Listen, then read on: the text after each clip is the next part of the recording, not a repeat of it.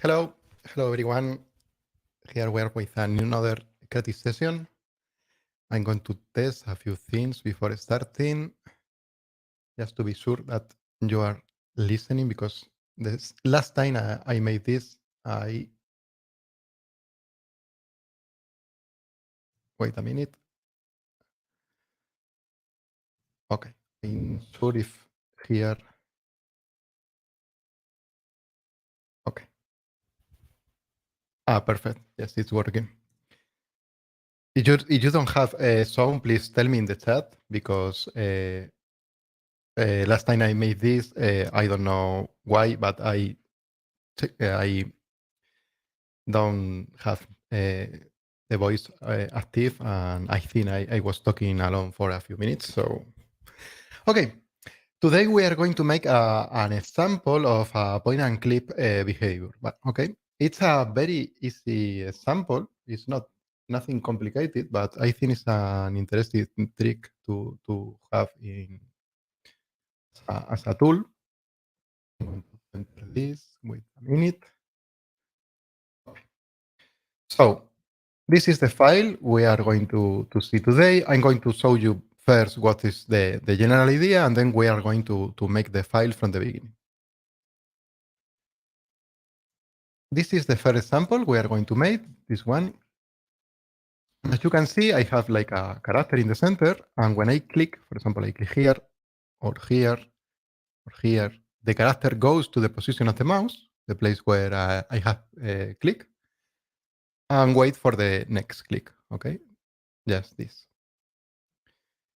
The other example is this, is the same idea. You're going to see in this creative session how easy it is to make one or the other. And in this case, it's the same idea, but instead moving in a line, what makes is a bounce. And it's always like stopping, like if this is the floor. And for example, if I click here, it goes here. If I click here, it goes here. Or for example, if I click in the same place, it stays in the same place, okay?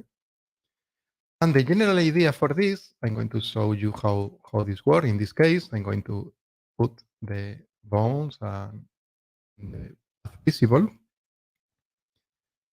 here, and this follow path thing. Okay. The idea is that we have a follow path that makes the character goes from one position to the another, is following this path with a constraint. And then I have two targets, and these targets moves these two bones. So the idea is when I click, it moves the one of the bones. So it changes the path, and then the character follows the path. It's just that idea.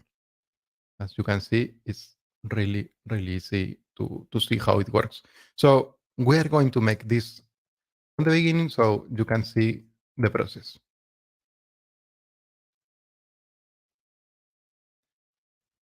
Okay.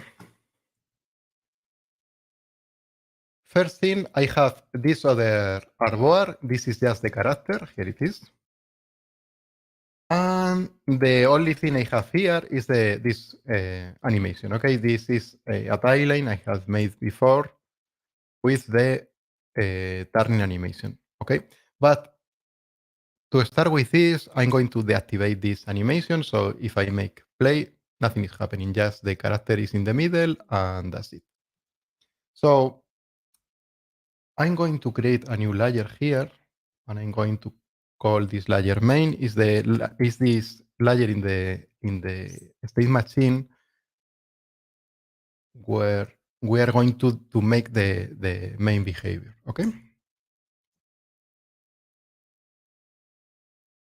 Any questions? The chat is open, so you can ask there, and if from time to time I'll try to look at that and answer the question you have. Okay. So the first thing we are going to make to have something to see is the follow path thing. Okay. I'm going to create a new timeline. I'm going to put that here. Here, I'm going to put a new timeline. Here it is. And I'm going to call this timeline go A to B. Know what is happening. Okay, it's like we're going to have 2 points, so it's going to from A to B, and in the other timeline is going to be go from B to A. Okay, so in this timeline, I'm going to make the animation. So I need for this to work. This is I have the character in a root group. Remember, always try to make a general group with everything and call this root. So if I need at the end to scale, rotate, or reposition the full animation, I can do that just by moving this group. So I'm going to make a path. I'm going to use the pen for that.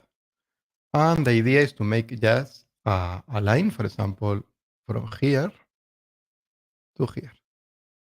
Okay. I'm going to put a color in this path because now if I'm not selecting the path, I can see the path. So it's better to have like a stroke for that. For example, this. Okay. You can see the path here.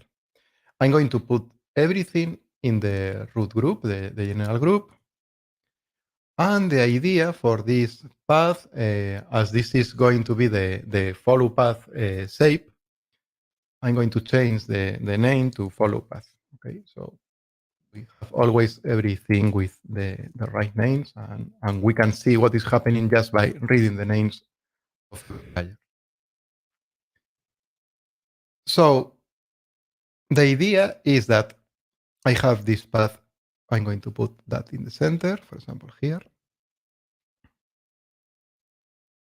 It really doesn't matter the position because later we are going to move that path with bounds, but it's better to have it here. And the idea is that the character, this character, I have, as you can see, a general group for the character, the Super Bowl group. And then inside I have another group with the ball. Why I have two groups? Because this one is going to be Super Bowl group, the one following the path. And I have another one just in case I want to move the character, not following the path. For example, in the sample that is going to bounce, I will use the Super Bowl group to follow the path, but the ball group is going to make the bounce. So as they are separated, I can animate it.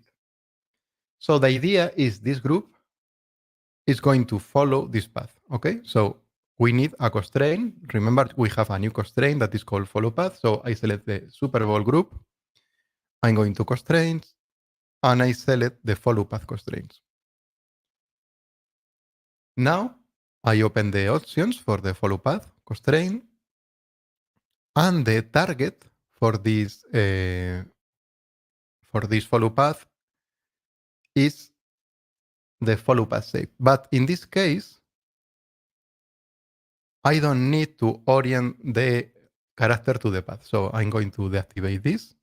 I'm going to click on target, and I'm going to select the shape I want, this one. Going to check that everything is in place. Okay.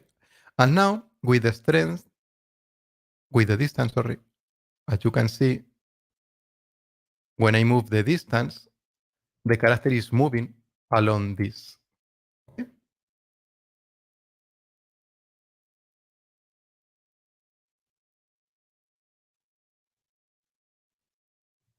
So now I have a path and an object following that path. I'm going to put that way. And I'm going to move, wait a minute, the safe path is here. Okay. Perfect. I'm going to check. So the idea, now that I have this constraint and I have the character following the path, is in this timeline I have to create it, the go A to B. I'm going to make, just in this case without bounds or anything, just the character going from the beginning to the end of the path. So I select this timeline, I go to the Super Bowl, I open the constraint, and I'm going to put a key in the distance. Here it is. And now, if I open here, you can see that the follow path has a key. Okay, that's the first thing we are going to need.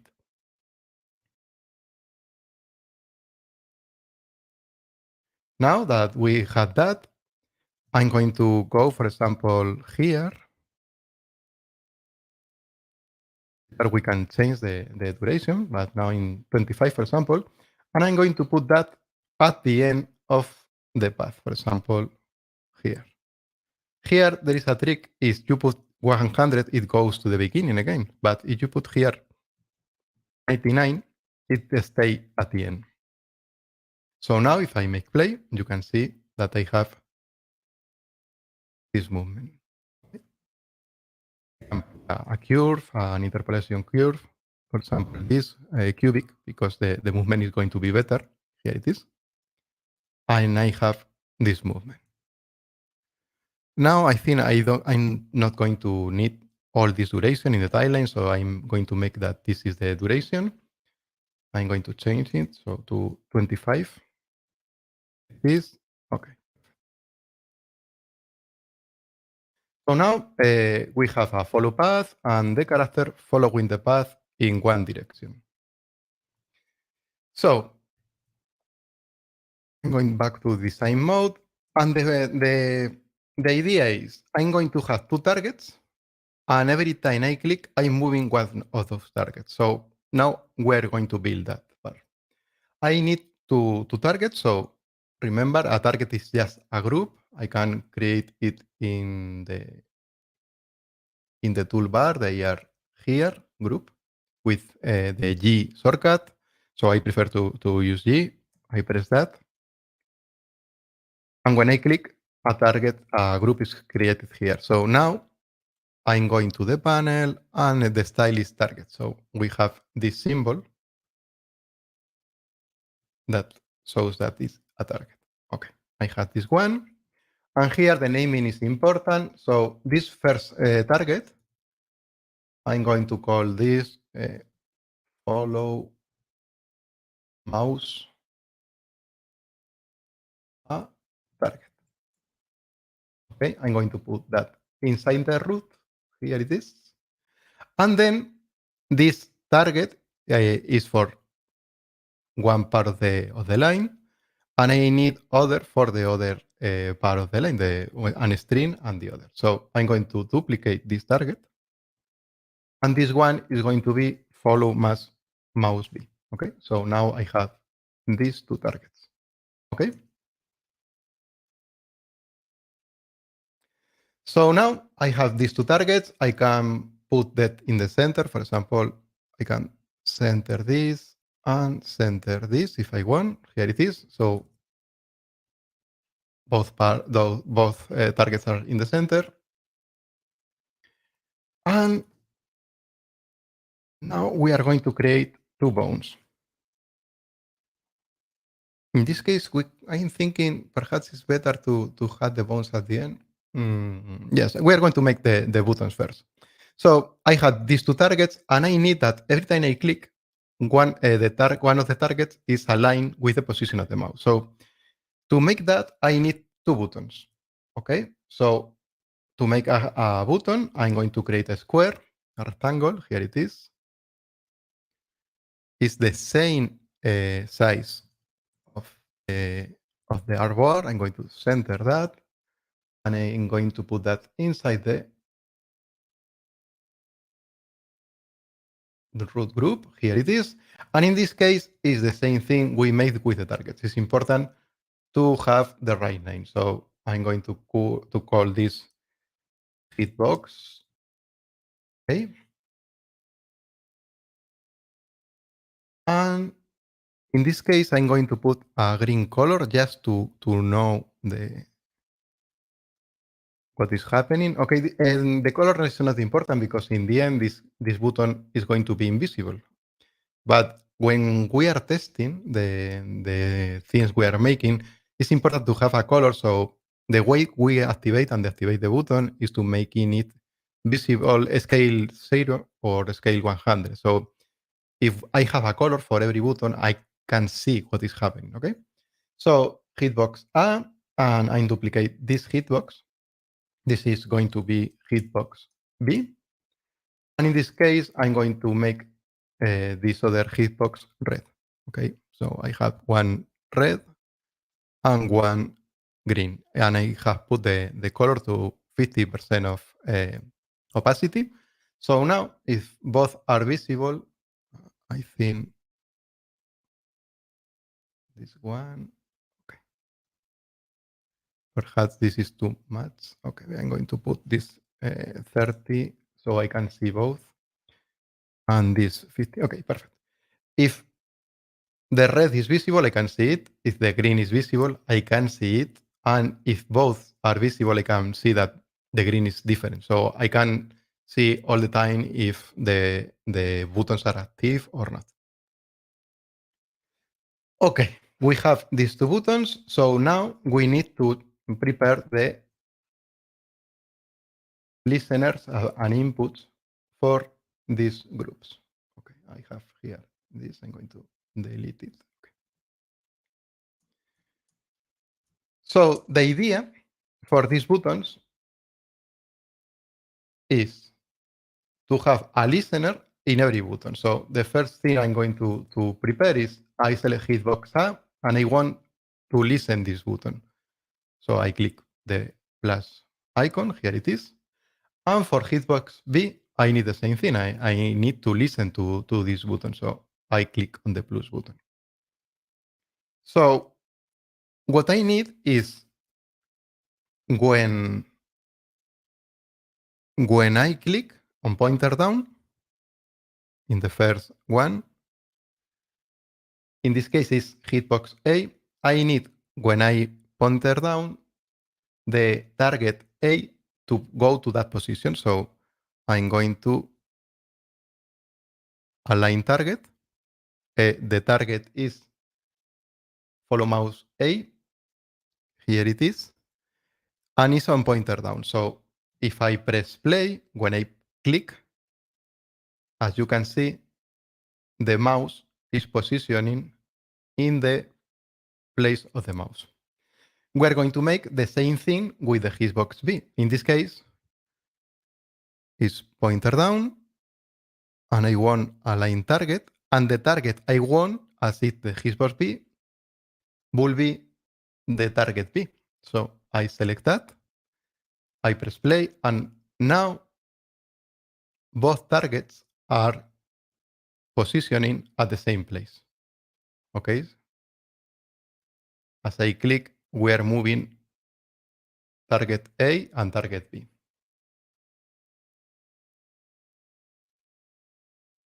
Okay? I think it's very simple until now. If you have any question, I have a comment. I have seen a comment. Yes, I'm having flashback using Flash. Yes, I used to work with Flash a lot of years, so for me it's kind of the same idea for a lot of these animations and interactions.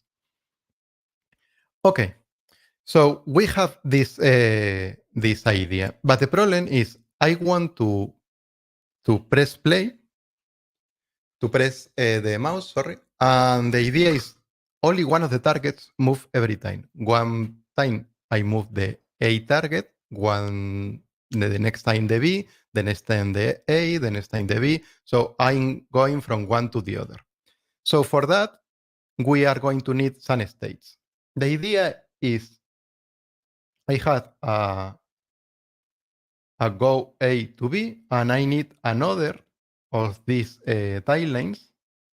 I'm going to duplicate that. That is going to be go from A to B, from B to A, sorry.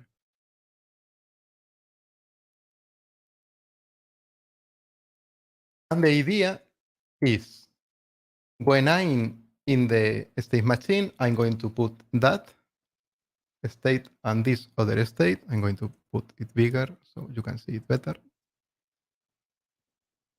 The file from this creative session is in the description of this video. So if you want to see the file, you can go there and open it. And the idea is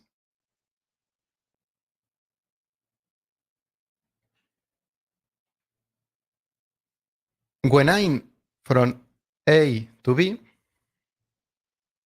as in this case, I need that the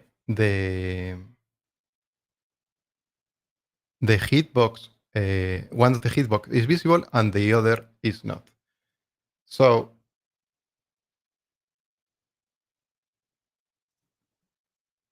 in this case, I'm going to put just for starting both hitboxes, this one, the scale to 0. So this button is a scale 0, so it's not possible to click on it. And the other, later we will see what we need, but we're going to put both buttons on 0. Okay.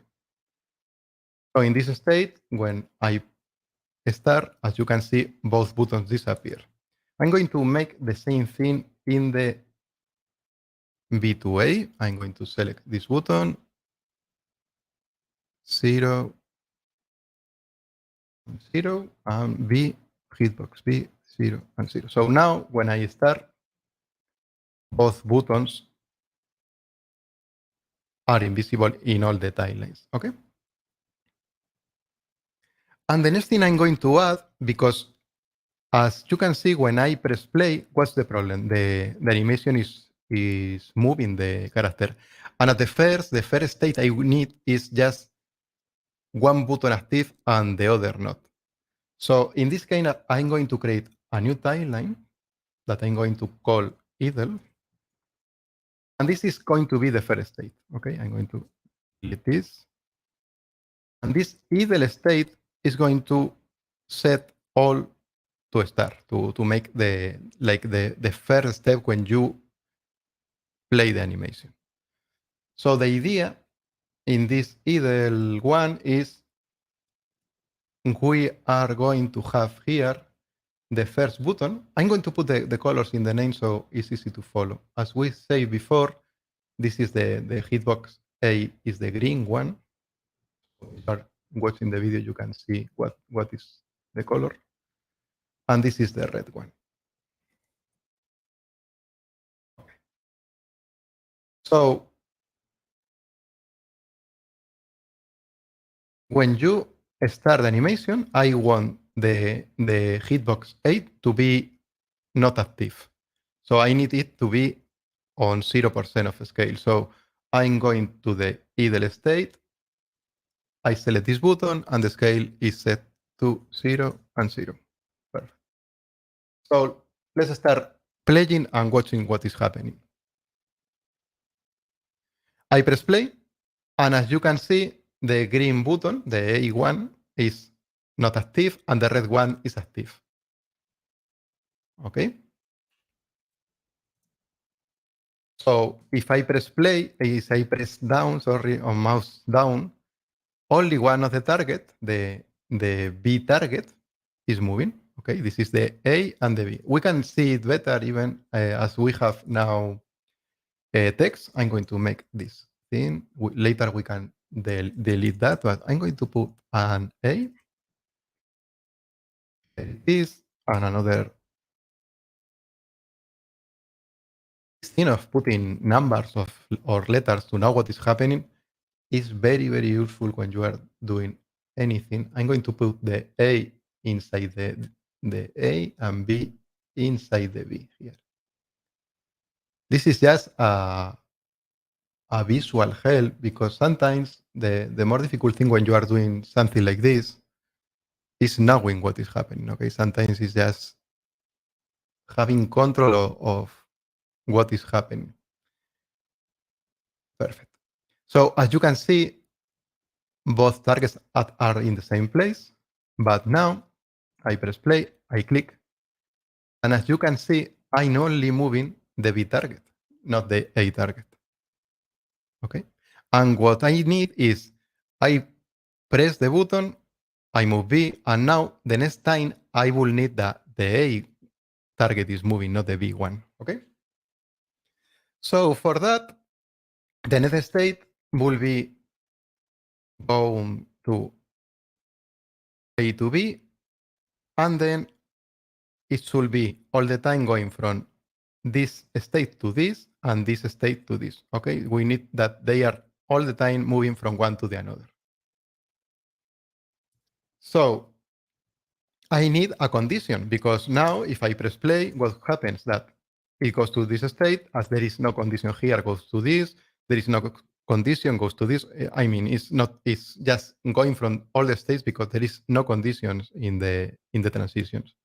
So I'm going to prepare to use the two inputs, two trigger inputs. This inputs is going to be a trigger and another trigger. Okay.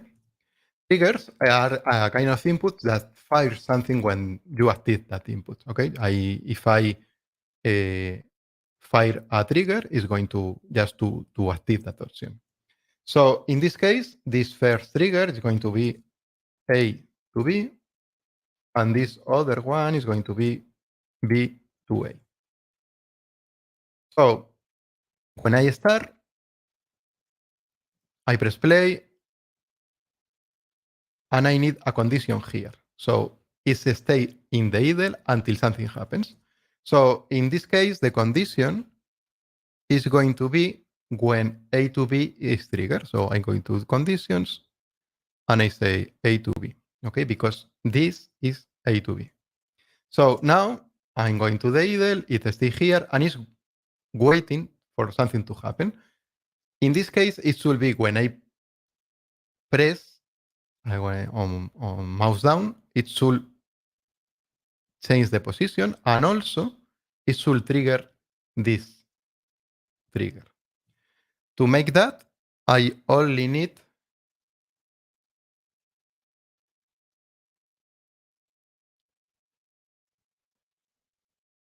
to put that behavior in this listener. So in this case, I'm going to put in this one on pointer down, follow target, and I'm going to add an input change. And this input change in this case is going to be to fire B to A. In the case of hitbox, it's the same thing. I'm going to add an input change. And this is going to be fire A to B. Okay? So now it's not going to work because there is another problem. We are going to see that. I'm here, play is in the idle, is waiting when I press the button. Okay, now has changed and is in this other state. Okay, and as you can see, as we are going to this other state, we don't have any button visible. So the idea is here we had the red button active. So when I press the mouse, I change to this state, and now I will need the green button, the other one, to be active. Okay, we are going to this state, and I need the green button to be active. So I need this button to be on 100%. We are going to the state machine, I press play, I click here, the position change is going to here, and now, as you can see, the green button is active. I don't have any condition here, so in these other transitions, I need to add a condition. So in this case, this one should be trigger B to A, and this other one should be A to B.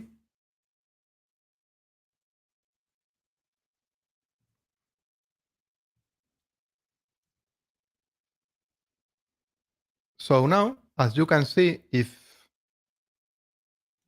I press play, I'm in the idle, I change here, the button red is deactivated, the green is activated, and when I press again, what happens? It goes here, but here I need to set the next change in the button. So in the idle is red, now it's green. Now when I press again, I need here in this state to be red and the green disappear. Okay, the same thing. Red should be 100, and the green is disappearing. So let's play this. Here, I'm going here. And now, every time I play, you can see that the target is changing. Now I have position A. Now here should be B, A, B, A, B, A. So now, in every state, only change the target I need.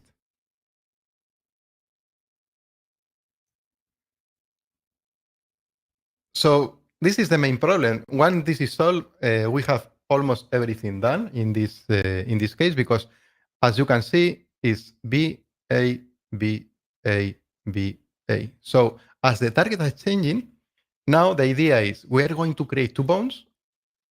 One bone is going to follow the A, and the other bone is going to follow the B, and these bones are going to be moving this line from one point to the other. So let's go to design.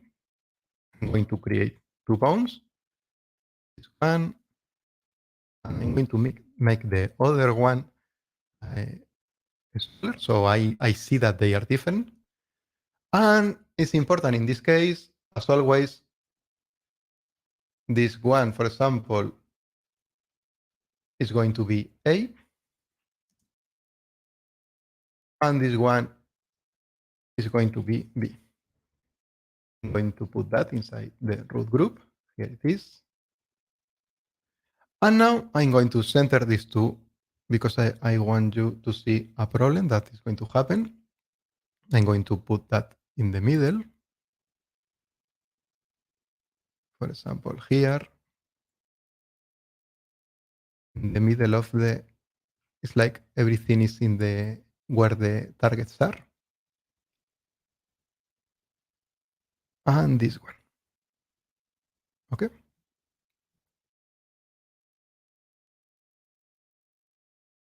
So the idea, as I said before, is to have this path to be following the, I think it's going to be better. Wait a minute. I'm going to put a, just to show you. Then we can change that later, I think. I'm going to make the ones okay. And here is B. Okay. Wait a minute. Okay, perfect. This one in this part of the, I'm going to put invisible the ball for a moment. Okay. And this one. Okay, so I think it's better to see that. Later we are going to move that. Okay, so I'm going to take this path. I press intro, and again, so I can see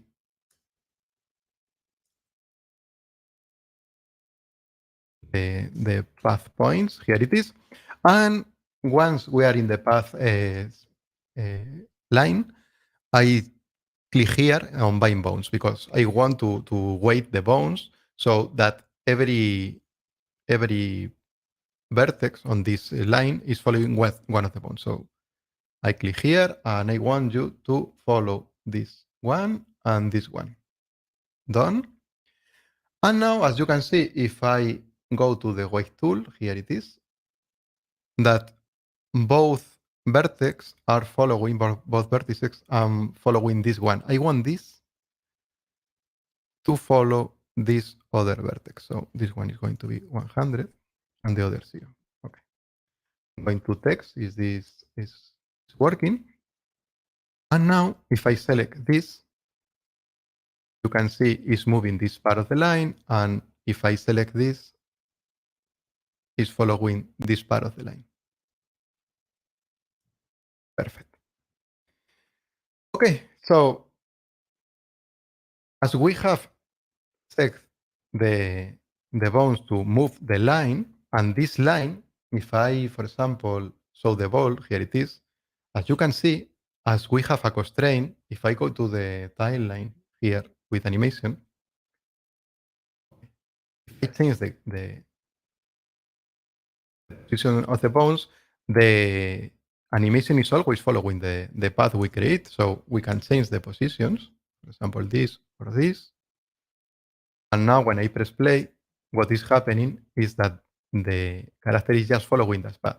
So the idea is if these two bones follow the positions we mark with the targets, we can make that on real time, so they are going to be changing all the time the path. So what we are going to make here is I'm going to put that like in the center and this here, for example, to have it here. And the idea is with a constraint, I'm going to say to the first bone, the A bone, to follow the target A. So I select this, I create a constraint for the bone, okay, a translation constraint, here it is, and the target of bone A is going to be target A here. Everything is set, so if I press play, I'm going to check it's working. As you can see, now when the A position changes, the bone changes too, and the path is changing too. Let's make the same thing with the bone B. A constraint, translation, and in this case, bone B follows target B. Here it is. We are going to test this. And as you can see, here is the general idea finished. As you can see, every time I click, what is happening? When I click, the button changes. It goes from one state to the another. It's just activating one button, the other button, one button, the other button. These two states is just that. They are activating and deactivating these two buttons. One button moves the target A and one button moves the target B. And these bones follow the position of the target bone A follows the position of target A, and bone B follows the position of target B. So we are just doing that every time we click. Just that. That's the idea. So now, if I show the character, what is happening? Every time I click, this is happening. Okay. The problem is we have this animation, but we need another animation in the other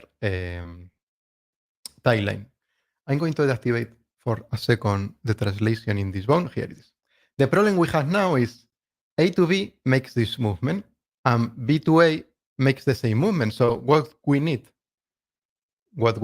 is that the B to A makes the movement in the other direction. Okay. So as you can see, A to B makes this and B to A makes this. It's like one of the tilings starts in a direction and the other in the other direction. So let's check this. Here it is. I'm going to reactivate this. Okay. So now, as you can see, every time I click, it's just activating one of the tilings with one of the animations. One of the animation is in a direction, the other is in the other direction, and that's it. So as you can see here in A to B, the distance goes from distance 0 to 99, and in this other timeline, it goes from 99 to 0. It's like the inverse direction. So if I put the buttons invisible and I show the final playback,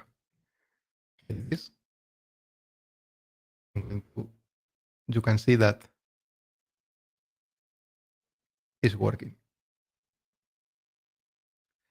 As you remember, in this example, I have this animation here in another timeline.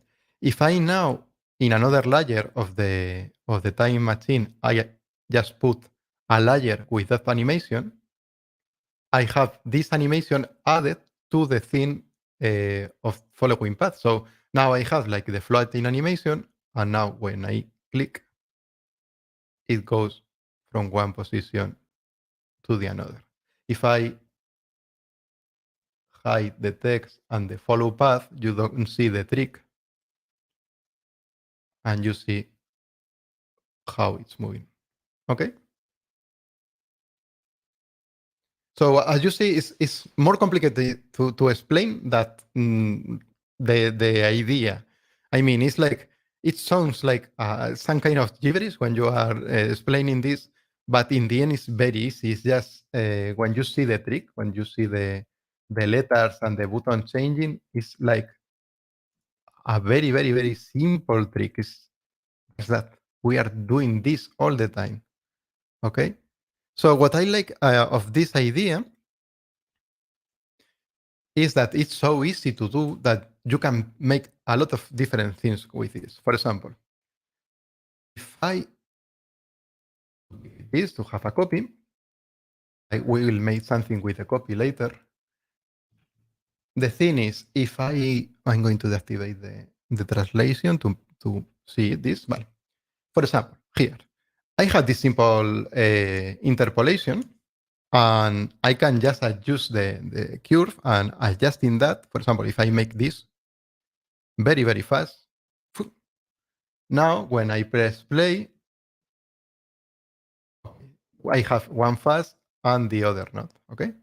And that's very interesting because just changing one thing, I can do that. But for example, we could make a bounce here, for example. And to make that bounce,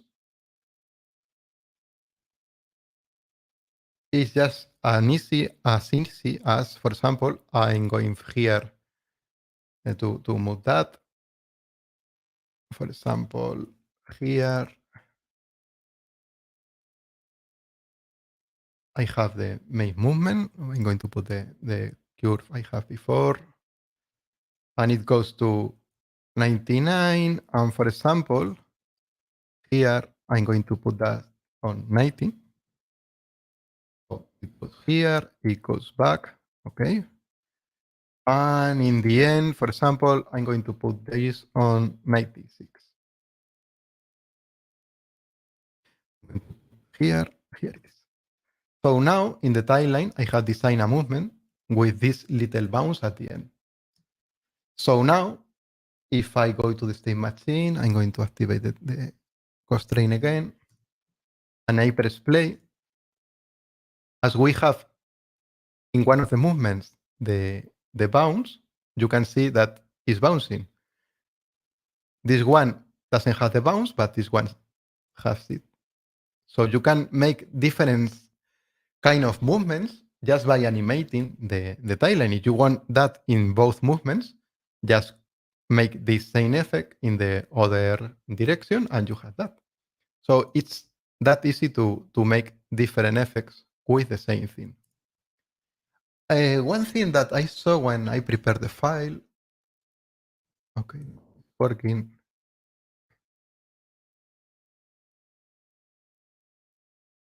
It's not happening now. Okay, it's because of this. I'm going to see because I saw a problem and I want just to make a little warning. If you have some problem with the path because at the beginning, no, it's not happening. Sometimes it's interesting when you set this kind of file, the positions, perhaps it's because they are not in 00, is to not have that in the same position, the targets, because sometimes if the path is very small, it's like it's not there and something weird can happen. Okay. In the sample of the bouncing bone, is the same idea. I'm going to prepare this, and I'm going to show you, for example, how to make this effect of making the bounce. So in this case, the idea is the same. I'm going to go to the Super Bowl. I'm going to change. I think it's this. Okay. In this case, for example,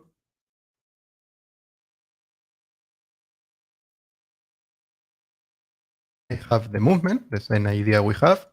And in this case, if I want to bounce, the idea will be that the horizontal movement is linear. Okay, so in this case, I'm going to put that here, and in the other one, it's going to be linear too. Okay, I'm going to try this. Okay,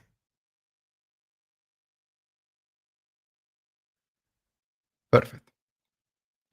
I'm going to, in the case of the bounce, we don't need the fly movement. Vale. So now, how we add the bounce in? In this case, it's the same thing we have seen in the other case with the bounce. I'm going to make only one bounce, but so you get the idea, and you can see the file later and see how it's done. In this case, I have this animation. Okay, for example, I'm going to deactivate this. Wait a minute.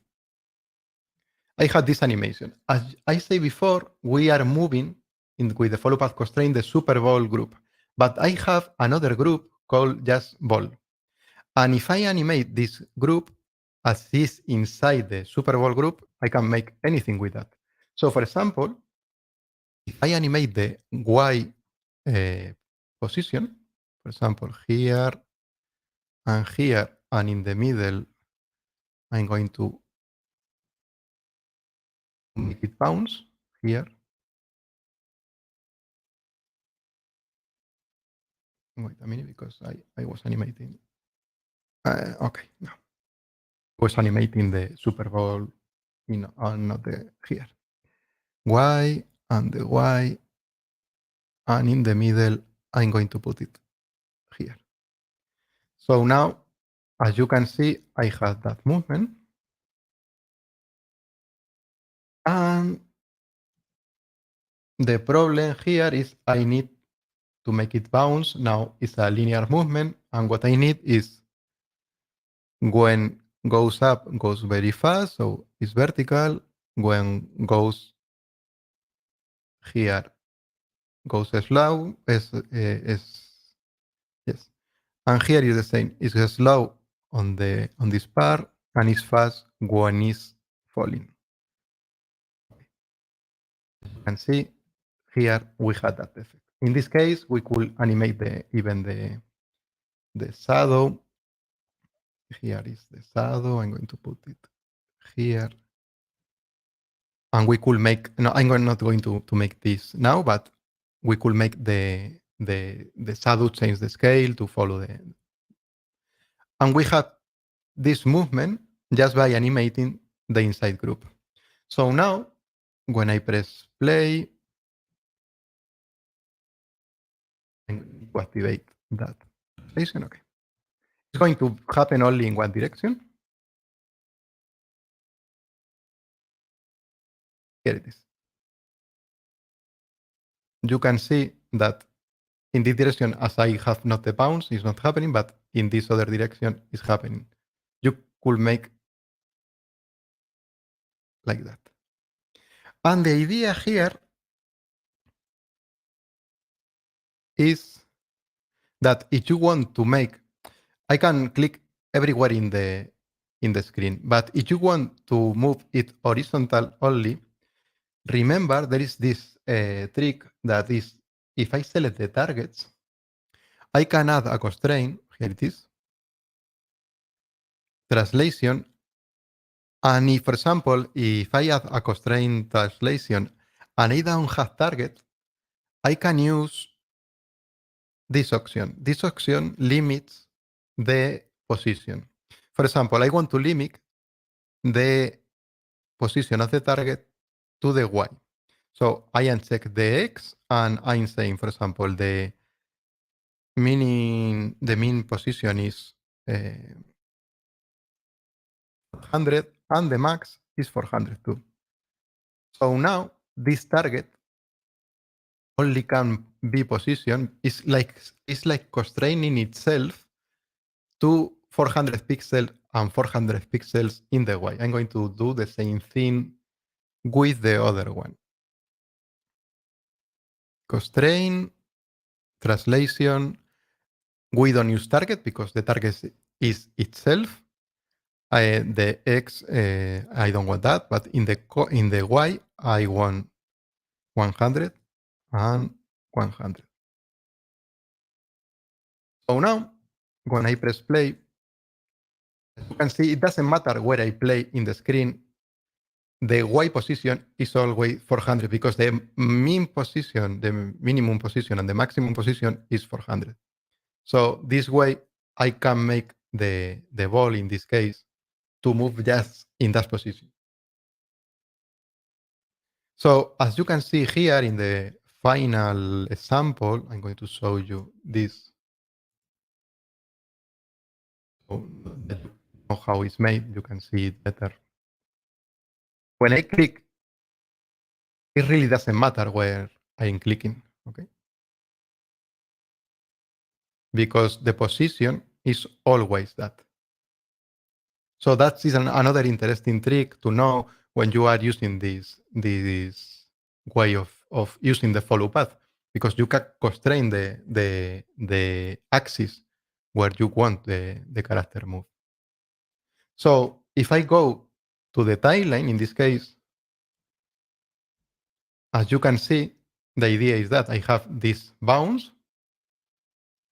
I have, for example, here the shadow is animated too, so it's changing its scale to make it smaller when the ball is in the upper part and it's bigger when it's down. And it has an squash and stress to make it more interesting. And what I'm doing is just activating this animation when it's changing the position. So when it makes the feeling that it's going bouncing from one point to the another. Okay. And in the other case, the first one is the same thing. If I go to the timeline, I'm going to check for this. So we can see the position, the real position. Okay, this. Okay, this.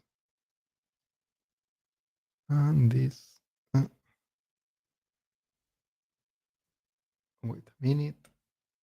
Okay, it's because I'm here. I'm going to move this just to show you the sample. Here it is. Okay. In this case, it's the same idea we saw before. The constraint is just making this. And in combination with the general movement, is giving us the feeling that it's making like a bounce at the end that is really not happening because the bounce thing is just happening because we are moving along the path. Okay. So the interesting thing here is another thing that's interesting is the same machine is working. Okay. When we make the follow path is scaling the position. I mean, the constraint of follow path is a distance percentage. If you see here the follow path sets, the distance is not an absolute value, it's a 96% in this case. So depending of how long is the path, the bounce changes. If, for example, in here, and I'm moving to here, the bounce is bigger than if I move just a little bit because the path is scaling, and as it's scaling, it's changing the amount of bounce. So this is another interesting thing we have with this technique, that the bounce is scaling with the path. So it gives the feeling, the real feeling that more distance, more bouncing. Okay. So that's the general idea of using this little trick. Is not that complicated once you know how it works, and I think it can be applied in many situations. Not only the follow path thing, the idea of using one button and the other to activate and deactivate positions and these kind of things. And I think the trick here is, for example, as we can see in this first sample, is to have like the path animation, but then, for example, the character has a little floating, a little something that is hiding the trick of the follow path thing. I mean, if you only use the path, perhaps it's not very clear what is happening, but if you hide it a little bit with another animation, I think it works better. Yes, as Jeff is saying here, if you have the path under 100, I think it's better because on 100, sometimes it goes to the beginning. Okay, it's like because this sounds like some kind of philosophy or something, but it's like the beginning at the end is the same thing. So 100 is like zero. But if you use 99 or 99.99, it goes to stay just at the end of the path. Okay.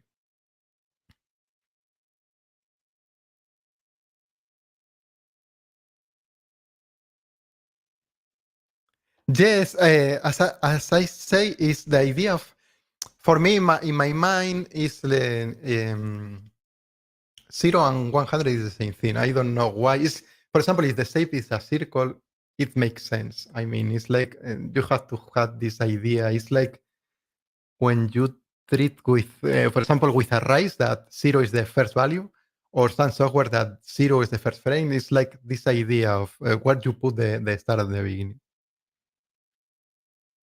Yes, the idea of using, in this case, I've using, for example, the final point in the bounds for me in this case is 96. So I have 400 more of bounds in a space, and you don't really see the difference when you are clicking the position. You don't see that is not really where you click. Okay, it's like just a little bit more to the left or to the right in that position, depending of the direction. Okay. So for me, it works with that. You can always play with the percentage, the number, and try to adjust that to make different effects.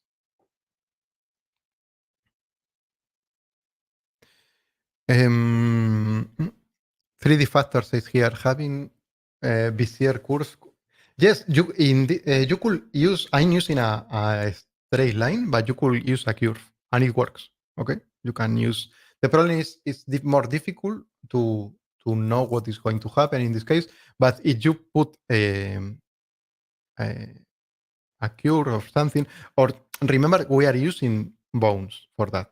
So I could have a third bone and use that to make a curve in the middle and control that and adjust that bone in the middle to the other positions. So we could use that curve for something. I mean, you could make something with that. Yes, that will be possible.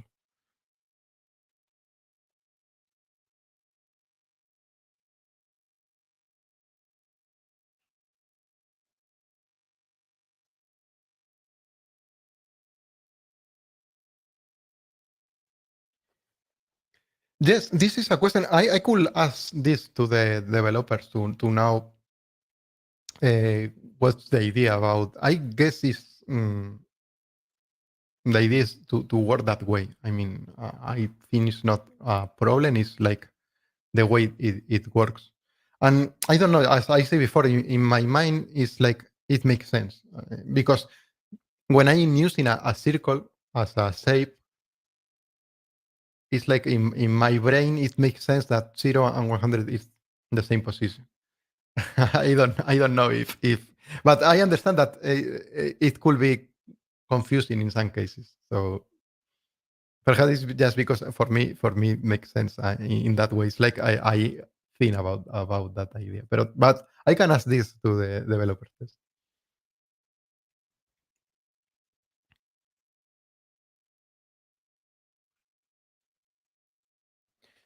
In the end, the idea with this kind of techniques is just playing with the tools we have. For me, this idea with the follow path is I started playing with this because I have a curve, an arc, and I just try to scale it with bones and see what is happening. So um, it's interesting to play and find new solutions. So if you play with that and find another interesting solution, or just find a way of doing this easier, or because sometimes I have seen a lot of times I have seen that later one of uh, of the users in the community have a way better solution for this, or a simpler solution. So it's always interesting to see what you can do with that. Okay, the file, remember the file is in the link you can find of this video. So you can go to the community and download it and play with it. If you find any problem or you have any question, remember we have a Discord channel where we are always answering questions. And on Thursdays we have a live stream where we can answer questions too. You can reach me there on Discord or on social media. So thank you for coming. And remember, next week we'll have the Tuesday live stream with the news and the updates, and we'll have a new creative session on Wednesday. Okay, see you next week. Bye.